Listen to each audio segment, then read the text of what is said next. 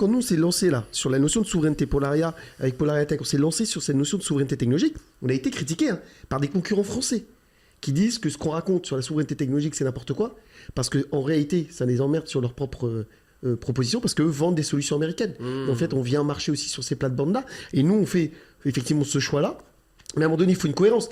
On peut pas être un politique, et je prends l'exemple du Health Data Hub qui devait stocker les données de santé français.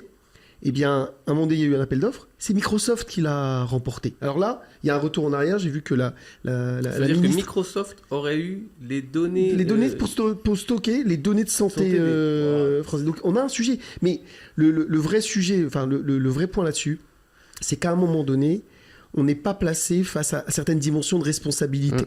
Et il y a une excellente tribune qui a été publiée dans le journal L'Opinion, avec un chercheur qui s'appelle Nicolas Julien, et associé à un entrepreneur qui s'appelle Cyril de Souza Cardozo. Et je parle beaucoup des choses de moi-même dans ce podcast. Le Alain Delon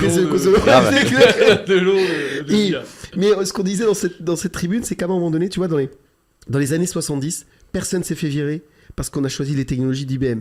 Dans les années 80-90, on a viré personne après coup parce qu'on a fait le choix des technologies Microsoft. Et dans les années 2010, parce qu'on s'est doté de Google, donc tout le monde s'est mis sur Google, sur le moteur de recherche, personne non plus s'est fait virer. Sauf qu'à la fin, personne n'a été responsable de ça.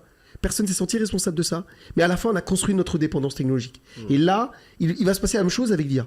On a un vrai sujet. Et donc, oui, c'est à la fois un choix collectif, un choix politique, et c'est aussi un choix individuel. Et donc, c'est pas neutre de décider d'utiliser ChatGPT ou Mistral. Ça dit aussi quelque chose de l'avenir qu'on veut construire.